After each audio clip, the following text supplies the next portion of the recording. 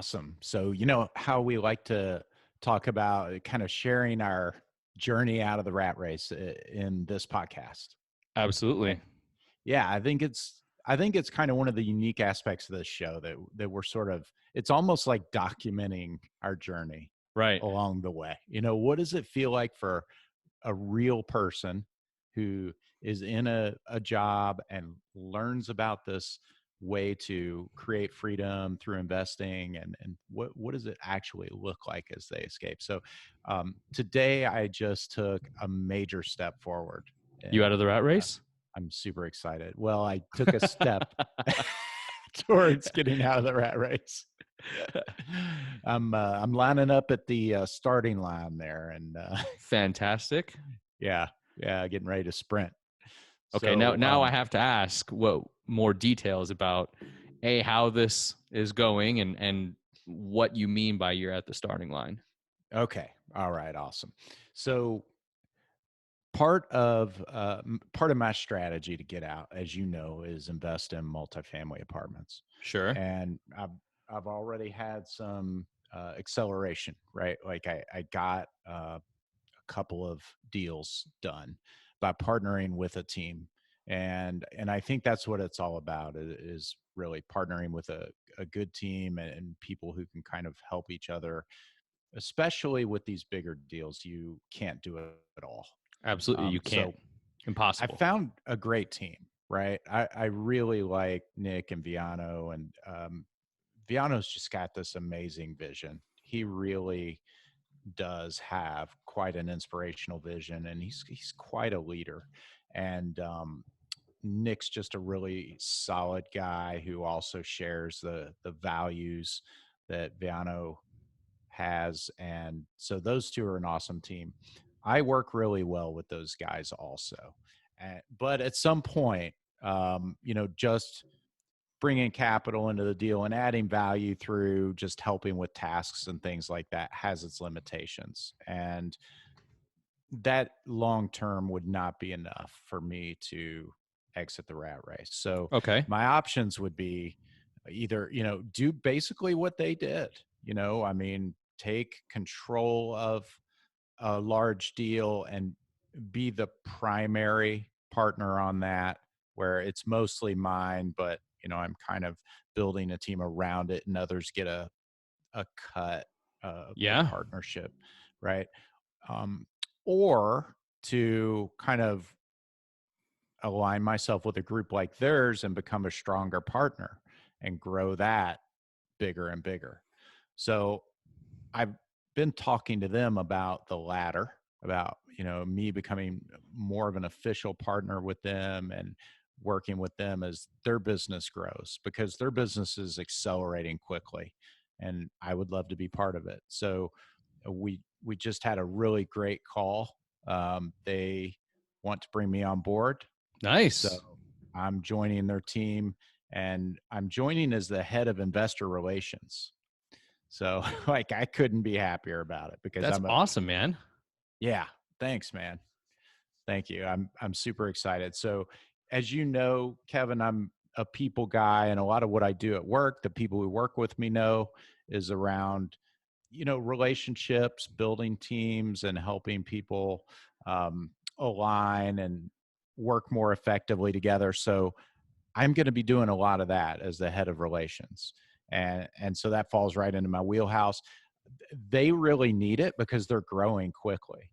Viano's very good at analyzing deals, and, as a professional accountant, that's right in Right. his wheelhouse. All that, he's got it handled. Nick is awesome at the operations and the management of all of the operations, as well as the the things associated with um, construction projects and all of that. So he's got that handled.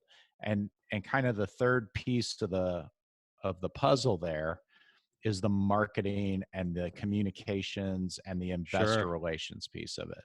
Right. And so that's where I fit in.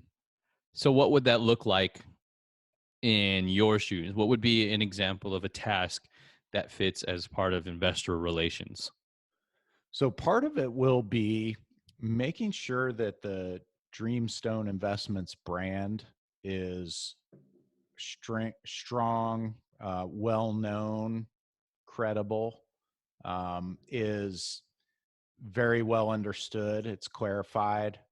When people hear Dreamstone Investments, they know what that means. So we'll be doing some brand identification and Okay. clarification, marketing that. Um, Things like social media presence, posts, some marketing type activities like that. So a lot of that kind of stuff, as well as communications with investors who are in investments and deals with us, making sure that they're staying up to date on progress, profits, and things like that, so that we're communicating very regularly with our investors who are already in deals with us. Oh, that's good. That's important. You can't just have the investors sit there and wondering, "Hey guys, what's happening?" Right? And I think you need to have somebody that's going to take that responsibility, and that's awesome that you have that responsibility. And I know that you love communicating with people. Yeah, I do. And so to step out of that a little bit and back to what we were talking about as far as steps along the journey, I feel like this is a big step for me along the journey because it helps get me closer to, being with a team that is going to be getting more deals done, getting Hmm. more of these larger apartment deals closed. And then of course that's gonna generate the revenue for me personally as well as the investors. And that's a step towards exiting. That's fantastic. Yeah, because you are making bigger moves, you can do bigger deals, which means you will reap a greater cash flow. And as we all know, like the cash flow game teaches us, once your passive income is greater than your expenses, you're now part of the fast track out of the rat race. Absolutely. I think about that little rat going around the board all the time. So I want to take a step back, and for our listeners, I want to figure out how we can help educate them on how they can apply this to their investing journey. Not to discount the I love it. fantastic news that you're presenting, but No, ultimately we want to help apply it to their lives too. exactly. So yeah, that's kind of what I was thinking about as well. What would this look like? And uh, so I'll just share what you could do that I did. Um, Absolutely. I It started out by really networking and going to events in my local area where I was likely to meet people who either shared some similar goals or were already making it happen maybe. Hmm. So I went to some real estate meetups and things like that and was really just putting myself out there, meeting people. I had some cheap little business cards. It doesn't even matter what they look like, really. I mean, my first ones were horrible. So just get 100 printed super fast with your contact info that just says like investor, Right. um, get out there and meet people, tell them what you want to do, tell them what you're trying to do. And that's how I met Nick. So that's kind of step one. And then as we move forward, try to add value, do things that will make yourself valuable to them. So we got into the first deal together. I brought capital into the deal. And in addition to that, I was adding value in other ways by just picking up tasks and doing some things. And one of the things I'm good at is organizing teams and helping optimize the flow of work through teams. I do that during my day job. So I started doing some of that with those guys. And I introduced them to a tool, Slack, and said, "Hey guys, we could use this to collaborate." They loved that. I mean, the whole team loved that. None of them were using it. And they're like, I "Oh love my," it. well, maybe one or two of them were using it actually. But they weren't using it in this way and the team wasn't using it. So, oh, it's awesome, right? That's So fantastic. just little things like that. I was just trying to add value. So that's what you can do. Try to add value in ways that are good to you, like that of. Maybe you're good at doing some analysis. Right. Well, guys like me are actually not very good at that. So we really appreciate that. So you can run some numbers and say, "Hey, this is what I found." Make it really easy for people like me who don't really like those to look at it. Or maybe someone who could help the team.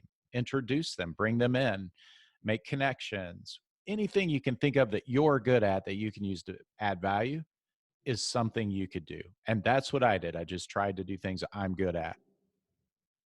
Okay, so there's a lot that you said there. When you're talking about letting people know what it is you're trying to do, there's a sense of clarity. So you had to establish what it is that you wanted to do first, which always ties back to what your investor identity is.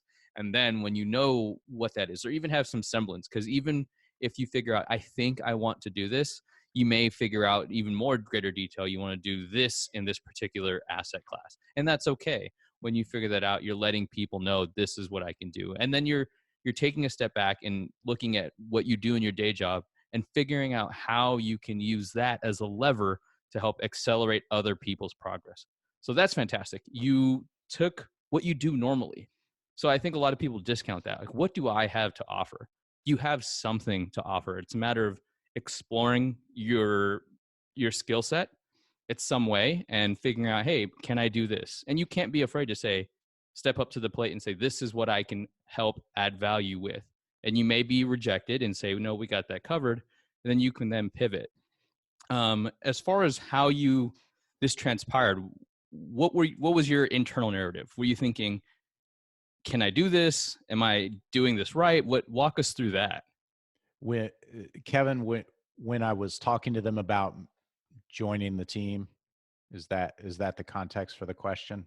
Exactly. Like, oh, Yeah. it sounds as if, oh, the door's there, but sometimes it's like, can I walk through this door? Is this the right door to walk through? How did you know Right. that these were going to be the right people to work with? Okay, so that's good. So and that helps continue it forward to like the, the series of events that led to this. So we closed our first deal. I was adding value. It was clear we were working well together. And then, when you're working with people you like to be around and with people that you think are good teammates, and I could see something special in these guys Mm-hmm. that I thought, wow, yeah, these are the kind of guys that I want to work with. They're high caliber, high integrity, good values, good people. So I wanted to continue that forward and got into the second deal with them and was using that as a way to continue to discover, hey, does this still feel right? Do I fit with them? Do they even need me? Is there something I can continue to add value with? And so I continued to do that. Continued to look for ways to add value to the team. And then fast forward a little bit further past that, when we got the deal closed, uh, I think it was definitely obvious to me, and I think it was to them as well, that I felt like a pretty good fit with them. And so internally, I was thinking, how can I bring the conversation up in a way that doesn't feel like I'm trying to in any way um, take over or be out, like overstep Right. my bounds. I don't want to do that, right? I don't want to step on any toes. I don't want to overstep my bounds, but I want to share with these guys that I feel like there could be something here longer term, and I'd like to be part of their team. And so I just started to think about ways I could do that. And I came up with a little script for myself internally. And then I reached out to those guys and told them that I wanted to talk to them about it, and we hopped on the call, and then I was just pretty transparent about it. And apparently they had been thinking along the same lines, because the conversation was pretty easy as we were talking through it. Yeah. Well, that's good. And you Yeah. joining a team amplifies your efforts, and it's trying to do everything is quite difficult. I'm definitely in that camp of trying to do it all. And it's not necessarily that I don't want to partner with anybody. It's just where I'm at right now. And it Yeah. does make it significantly more difficult to do everything on your own. Um, how does it feel being part of a team versus working by yourself? I personally am a big team player. I enjoy working in a team, and I don't really enjoy working all by myself. So to me, it feels natural. It feels like I'm at home. And I always feel like I'm just better when I work with someone else. Like you and I doing this podcast, I feel like I'm 10 times better than I would be all by myself. Same. Um, yeah, I enjoy working with others. And so to me, that feels great. These guys are thinking big, and I love that, because it helps me to like make sure I'm stepping my game up and I'm Right. thinking big too, you know. I mean, these guys are not thinking, "Hey, we want to do a couple hundred units over the course of a few years." They're thinking, "I want to do 1,000 units in 2020." I love it. I mean, that they're thinking big, you know, and they're thinking that they want to be very professional. They don't want to be mom and pop, and they want, you know, to be thought of as the best in their class. And I love that stuff. So it forces me to be better and to want to do better to make them better. Yeah, being around the right type of people, like you said, doing the podcast, it helps hold us accountable, and you feed off of that energy. And I think that's just how Yeah, you and I are, where the right. energy in the room, it's something that we can absorb and leverage to our advantage. Where it's like, oh, there's high energy, there's a high expectation, then let's step up. Now, if you're not that kind of person, that's okay because what you bring to the table may be something different. And I really liked what you were saying earlier, Kevin, about find out what it is. I mean, bring whatever it is you have. It may be different than what I'm doing right now, or it may be different than what Kevin does, but try to figure out what it is you do bring and bring that, and that will be good. Yeah, and there's something to be said about the chemistry that you feel when you work with these people. And it's okay that if it's off and the partnership isn't where it needs to be, because you can Mhm. also find more people. Uh, you shouldn't try to force something to work if you know really isn't working. There are plenty of opportunities out there to work with other team members. It's a huge space. Remember, think about abundance. There's always people trying to figure out how they can grow and how they can scale. And when you find those types of people, they will see that, oh, yeah, I can find a way to make my business stronger by adding this person. So it may take some time to figure out the right team member to join. Yeah, and this is the path that I'm taking, and it's interesting. The path that unfolds is never what you think it will look like, and it would never be the same for any two people. That is an important just thing to say also. This is your journey and it took this amount of time. And if you're on the other end listening to this, accept your journey. You don't try to compare it to others because it's just going to burn you out fast. Yeah, it is interesting how much different it is than what I envisioned it would be. I remember listening to podcasts when I was first getting started, and I thought in my mind it would unfold a certain way. It's been nothing like that. Well, what's been the biggest difference between what you expected and what the actual reality was? Well, I expected that I would buy some kind of a 10, 12, 14 unit apartment, and then I would grow from there, you know, Yeah. maybe get one a little bigger than that after. But it was because I just had trouble seeing where I am now. I couldn't see how that would happen, and so therefore it was just kind of hard for me to think about that being the case. But the way I look at this now is I'm a part of a team of guys who are going after big deals and really trying to grow, and they're fearlessly going after it. We've got an LOI out on over 200 units right now, and I think that's awesome. And I feel like we can handle it. And for our All by listeners who don't myself, know, I'd be terrified. oh yeah, 200 units to go from 10 to 12 to 200. I Right. think that's just a small leap. Take a step back there for our listeners that may not know what LOI is and what that represents in the process of buying a multifamily. Can you Right. explain that? Sure. Yeah. Letter of intent. And it is basically an offer. Nice. And are Yeah. those So if, offers contingent? Not to digress, but since we're on it. yeah. Yeah. So it's an intent to purchase. And if the, if that intent is accepted, then you would move forward into a legal purchase agreement. Fantastic. Yeah. Well, that's great. So, what are the three things you're looking forward to when it comes to this new role for you? Oh, three things. Okay. So one is to grow into the role with the team. I'm really looking forward. We've talked about this before. I'm a bit of a people pleaser. I really like it when people are happy with me. Right, right. And that's okay. Right. It's just what it is. It's just how I'm wired, you know? So I I am looking forward to adding value to the team and being recognized, not in a spotlight on me kind of a way, but just as Right. a, hey, wow, yeah, I'm so glad Adam's with us. He's doing a great job, that kind of thing. Um, so that's definitely a big one. Another big one is to escape the rat race. I really believe this is a key piece of me getting out of the rat race, or else I probably wouldn't do it. Right. I mean, I Yeah, there you really go. believe we're going big. Um, so that's another one. And then a third one is to grow as a person. You know, I think that this will certainly grow me professionally and also personally. So I'm really looking forward to see how that unfolds. And that's all fantastic and great news. And I'm so happy that you are progressing on your journey. And I cannot wait to see how things will progress in a year from now when we do an update like this. Next thing you know, you're saying, hey, we're buying a whole city. And I can't wait to watch or be a part of it. Yeah, that's awesome. I can't wait to see that as well.